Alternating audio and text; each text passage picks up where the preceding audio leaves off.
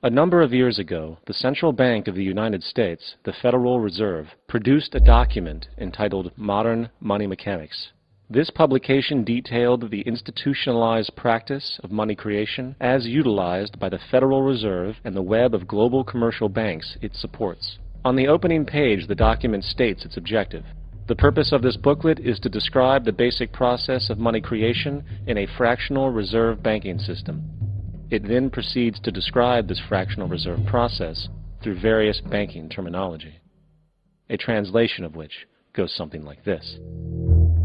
The United States government decides it needs some money, so it calls up the Federal Reserve and requests, say, $10 billion. The Fed replies saying, sure, we'll buy $10 billion in government bonds from you.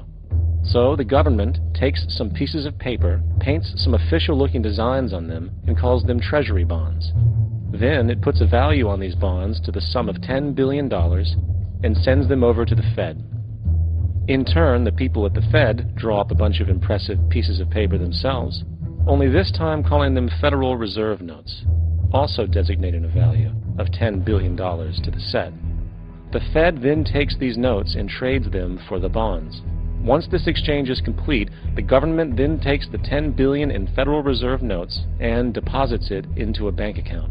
And upon this deposit, the paper notes officially become legal tender money, adding $10 billion to the U.S. money supply. And there it is. $10 billion in new money has been created. Of course, this example is a generalization, for, in reality, this transaction would occur electronically, with no paper used at all. In fact, only 3% of the U.S. money supply exists in physical currency. The other 97% essentially exists in computers alone. Now, government bonds are, by design, instruments of debt. And when the Fed purchases these bonds, with money it essentially created out of thin air, the government is actually promising to pay back that money to the Fed. In other words, the money was created out of debt. This mind-numbing paradox of how money or value can be created out of debt or a liability will become more clear as we further this exercise. So, the exchange has been made and now $10 billion sits in a commercial bank account. Here's where it gets really interesting. For as based on the fractional reserve practice, that $10 billion deposit instantly becomes part of the bank's reserves, just as all deposits do. And regarding reserve requirements, as stated in Modern Money Mechanics, a bank must maintain legally required reserves equal to a prescribed percentage of its deposits. It then quantifies this by stating, under current regulations, the reserve requirement against most transaction accounts is 10%. This means that with a $10 billion deposit, 10%, or $1 billion, is held as the required reserve, while the other $9 billion is considered an excessive reserve and can be used as the basis for new loans. Now, it is logical to assume that this $9 billion is literally coming out of the existing $10 billion deposit. However, this is actually not the case. What really happens is that the $9 billion is simply created out of thin air on top of the existing $10 billion deposit. This is how the money supply is expanded. As stated in Modern Money Mechanics, of course they, the banks, do not really pay out loans from the money they receive as deposits.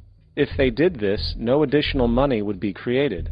What they do when they make loans is to accept promissory notes, loan contracts, in exchange for credits, money, to the borrower's transaction accounts. In other words, the $9 billion can be created out of nothing simply because there is a demand for such a loan and that there is a $10 billion deposit to satisfy the reserve requirements. Now, let's assume that somebody walks into this bank and borrows the newly available $9 billion. They will then most likely take that money and deposit it into their own bank account. The process then repeats, for that deposit becomes part of the bank's reserves.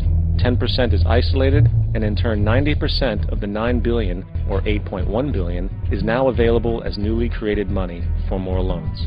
And, of course, that 8.1 can be loaned out and redeposited, creating an additional 7.2 billion, to 6.5 billion, to 5.9 billion, etc. This deposit money creation loan cycle can technically go on to infinity. The average mathematical result is that about $90 billion can be created on top of the original 10 billion. In other words, for every deposit that ever occurs in the banking system, about 9 times that amount can be created out of thin air. Money jitters. Ask the obliging Bank of America for a jar